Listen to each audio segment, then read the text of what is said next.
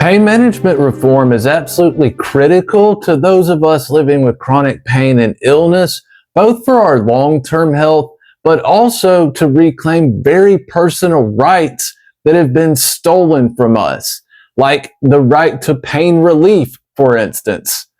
Hi all, I'm Marlon with Chronic Pain Warriors United. Hope y'all all had a great weekend and a good Monday so far. Let's jump right into it. So this is sort of like going to be what I call a short roadmap to reform. Just a quick look, and I'll be releasing a much longer video tomorrow, like 17 minutes if you're interested in that, and I hope many of you are, because this is so important. So real quick, whenever you start to build a movement for any type of political action, be it grassroots or otherwise, and ours has to be grassroots, because no senators, no musicians, no celebrities, no former presidents are coming out to defend or support us. Why? Because to support and defend chronic pain patients and the pain management, the right to pain management and pain relief, you also have to defend traditional pain medications, i.e. opiates, their safety, their efficacy, the 7,500 years that we use these medicines freely to treat our pain, and that we have a human right to do so. You have a human right to treat your pain as you see fit. But none of those people that I just mentioned are going to be willing to stand next to any of us and make that argument until you grow a pretty large grassroots movement around you, which is why Jonathan and I created Chronic Pain Warriors United in the first place. And thanks to all of y'all, the movement's growing faster than ever.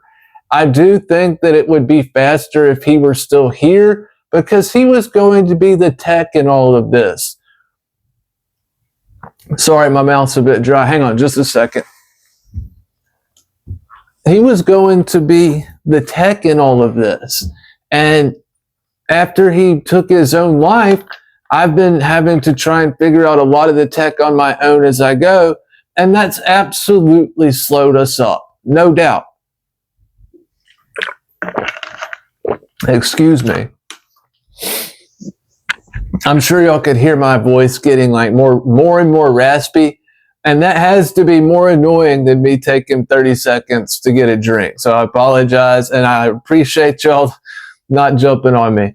But yeah, he was going to be the tech, and because of him no longer being here, I have no doubt it's taking us longer than it would have.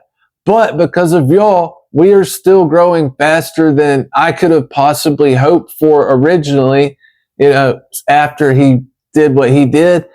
It's been amazing. Y'all are amazing. But yes, growing that movement is the biggest and first and most important step, really, in any movement for reform. Then collaboration. We launched Chronic Pain Warriors United. It is our main focus is to give people back their rights, to achieve pain management reform that not only acknowledges a patient's right to pain relief, but encodes it into law and prevents this thing from ever happening again to our kids, grandkids, etc., etc. It is our belief that everyone has a human right to pain relief that cannot be abridged. Period. End of story. And to do so is a human rights violation. And it is happening on a massive scale all over this country. Excuse me. Our own doctors have been made into DEA collaborators, for instance, working against us. So building those coalitions between different groups, what's one off the top of my head? The Doctor-Patient Forum is another group like Chronic Pain Warriors United. I've been talking to individuals that run blogs and things like that on X, bringing these people together, advocates, influencers, people running advocacy groups that are like nonprofits, all that, bringing these types of people together to coordinate messaging and to drive these stories into the mainstream is a really important step if we really want to start driving, certain narratives into the media. If there's a certain story we want people to see, if there's a campaign going on like the Faces of Chronic Pain, that campaign is the type of thing that can show chronic pain is not just some faceless problem that some random person has. It has many, many faces, quite a lot of them probably right near the people who never even think about it. So those types of campaigns are geared towards educating people, humanizing chronic pain, and giving it a face. Because right now, it's a nameless, faceless thing, and the story of it is being told by the DEA, CDC, etc. So it's time for us to put our faces on chronic pain and tell our stories about it, and then use those coalitions to collaborate and push those messages forward into the media and towards politicians together. Now, the next step after that, once you got some acknowledgement, is to force RFK is the pressure point in this regard, to force RFK to acknowledge that not only is chronic pain a public health epidemic, as his own HHS and NIH have said, but also that chronic pain patients are being terribly abused and assaulted by CDC and DEA guidelines and regulations. He needs to order that the CDC guidelines be either updated and the old ones completely repudiated, or moved to have them repudiated completely. Sorry, the lisp comes in. Those things are non-medical documents that have killed countless numbers of people.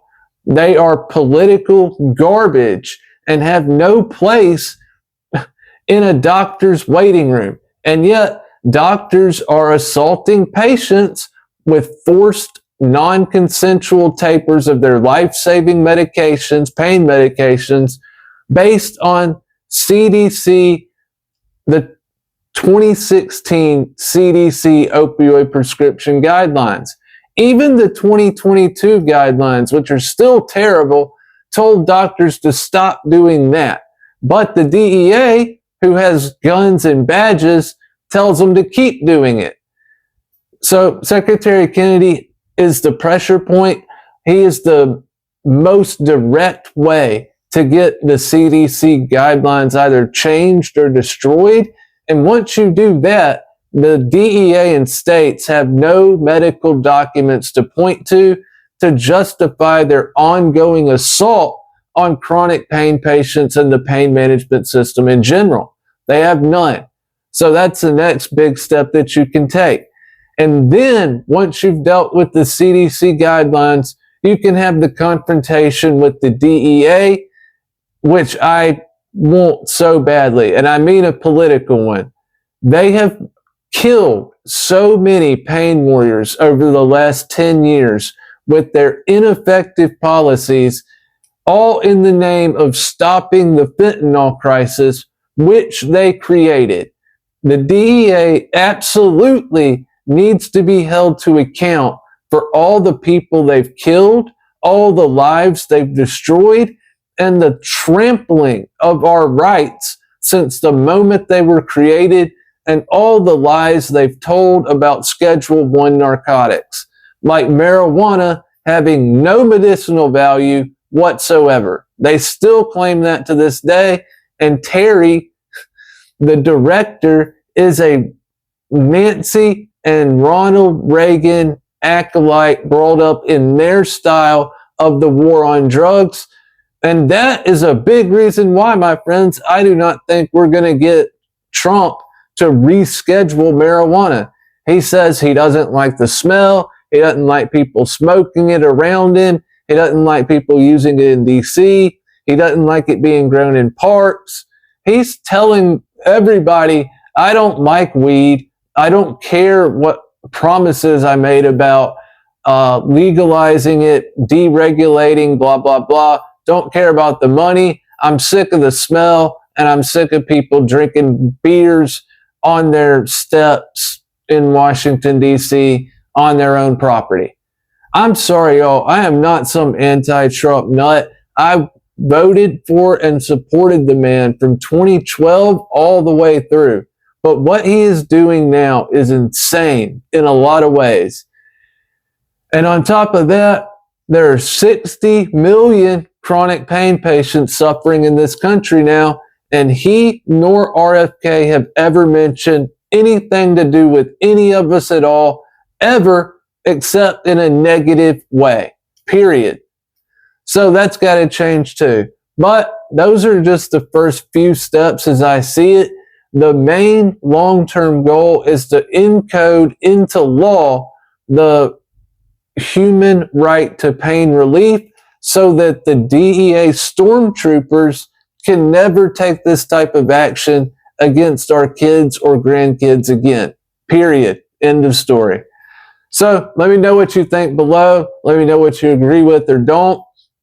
As always, please share your stories. They are unique and special, just like you, and they help and are a boon in the movement for pain management reform. I'm Marlon with Chronic Pain Warriors United. We'll see y'all real soon. Cheers. Be blessed. We're out.